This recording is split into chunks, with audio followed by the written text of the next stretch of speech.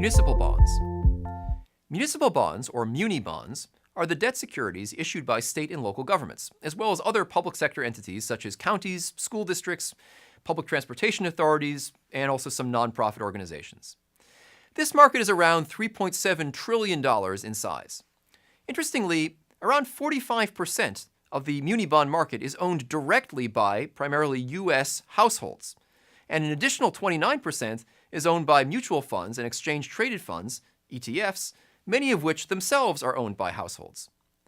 This is a huge contrast to treasury bonds, almost half of which are owned by foreign entities, and only 9% are owned by U.S. households, with another 8% owned in mutual funds.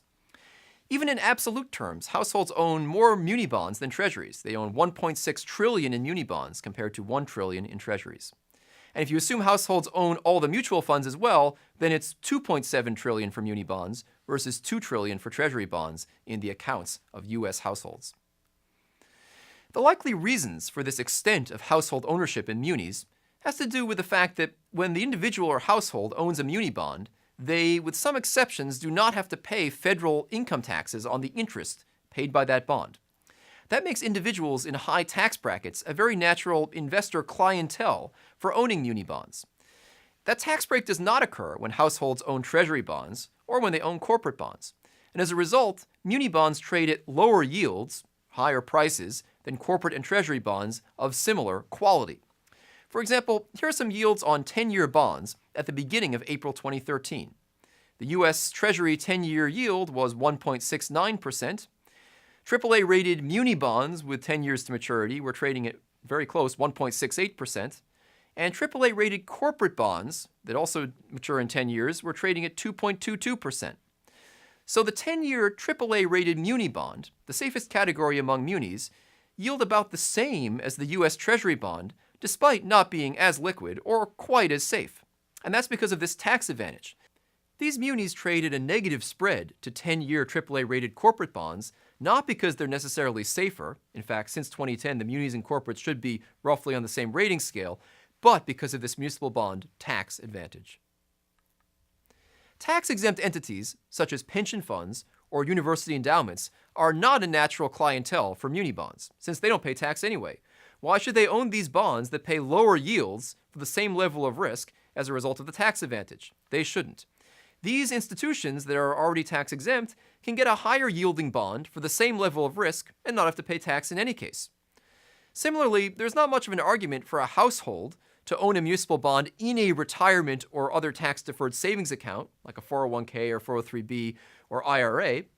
Instead, they could own some other security in the retirement account, such as a treasury or corporate bond, that would carry a higher tax burden if it were held outside the account. And then outside the account, the household can own the muni bond. Let's talk about the types of muni bonds that exist. There are two major categories of muni bonds. One, general obligation bonds, or GO bonds, and two, revenue bonds. General obligation bonds, GO bonds, make up around 1/3 of the total dollar value of the muni bond market.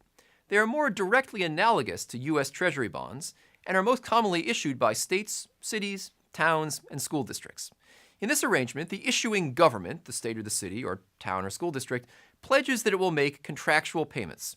The bonds are then secured by the full faith, credit, and taxing power of the issuer. Some major GO bond issuers include the state of California, the state of Illinois, and New York City.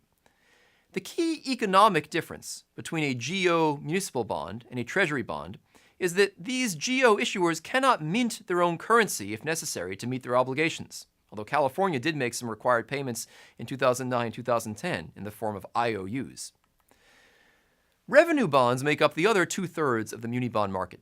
They do not pledge the full faith, credit, and taxing power of the issuer, but rather specify that the bond promises will be paid from a specifically identified source of revenue, such as the proceeds from a toll road, or a municipal transportation system, or an airport, or water treatment facility, to name a few.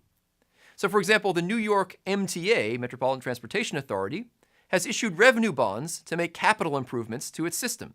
And in doing so, it guarantees that these bonds will make their promised repayments out of the specific revenue stream from ticket sales on the MTA.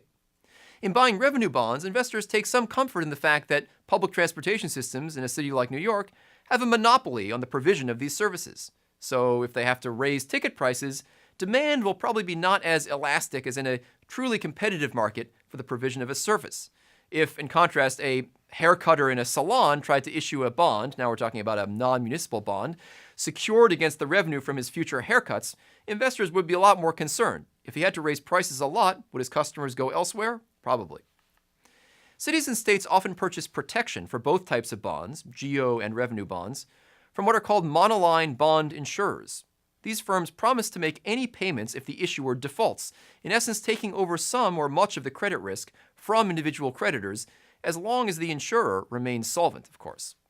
The creditworthiness of both the issuer and the insurer are therefore important to investors in municipal bonds. The federal government does not explicitly or implicitly back any muni bonds. That said, there is some discussion today as to whether, if some state and local governments got into very deep financial trouble, they might prove too big to fail, like some large banks in 2008.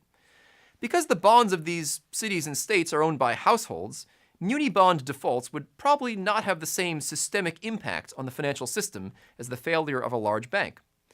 But if a state or local government could not continue to operate and meet its debt obligations, it's worth wondering whether the political process would lead to some support by the federal government, either through direct fiscal support or through the Federal Reserve. What is the historical record on muni bond defaults? In the market for rated municipal debt, such defaults have been rare, particularly for general obligation bonds, and particularly relative to corporate bonds. Researchers at the New York Fed reported that over 1986 to 2011, there were only either 47 or 71 defaults of muni debt, depending on which rating agency data you take, out of over 54,000 issues. Whereas for corporate bonds, there were closer to 2,000 defaults over 5,656 issuers. Defaults on GO bonds are thus far quite rare, although there have been some recent default experiences with bondholder or insurer losses in Jefferson County, Alabama, Harrisburg, Pennsylvania, Vallejo, California, and now possibly Stockton, California. These GO defaults have taken the form of a Chapter 9 bankruptcy. Chapter 9 is a legal proceeding under the Federal Bankruptcy Code that allows municipal governments, but not state governments, to default and restructure their debts. Furthermore, there are 22 states whose laws do not even allow cities in the states to access Chapter 9 bankruptcy at all. That means that a large share of the outstanding float of muni bond debt may not even be subject to the possibility of a Chapter 9 bankruptcy proceeding. Some analysts have argued for the creation of alternative legal structures for the restructuring of state debt, such as bankruptcy codes for state governments. If that happened, it would raise the possibility for legal defaults on a larger portion of the total amount of the outstanding state and local government debt than is legally allowable under current law. Finally, I'll mention that the ability for state and local governments to meet their obligations and avoid default is closely related to their ability and will to increase tax revenues and or cut government spending if the need arises. If a city, county, or state raises tax rates, businesses and individuals have the option to move themselves and or their activities to another city, county, or state. Such movement would be costly to the individuals and businesses, but is less costly than, say, offshoring a business out of the U.S. entirely or moving to a tax shelter country. As a result, municipalities whose tax base is very elastic may have a harder time raising revenues than those whose tax bases are very inelastic. There is unfortunately thus far a dearth of studies on just how elastic local tax bases are. To recap, muni debt is in large part owned by households, who are a natural clientele for owning them due to the tax treatment. About 1/3 of the muni bonds outstanding are GO bonds, general obligation bonds backed by the full faith and credit of the state or local government entity issuing the bond. GO bonds are conceptually similar to treasury bonds, although cities and states cannot print their own currency to pay their debts. That is, they cannot inflate their debts away. The remainder of the muni space consists of revenue bonds, secured by a stream of payments from a specific activity. Default rates on muni bonds have historically been very low, but there is a vigorous debate as to whether or not they are likely to be higher in the future.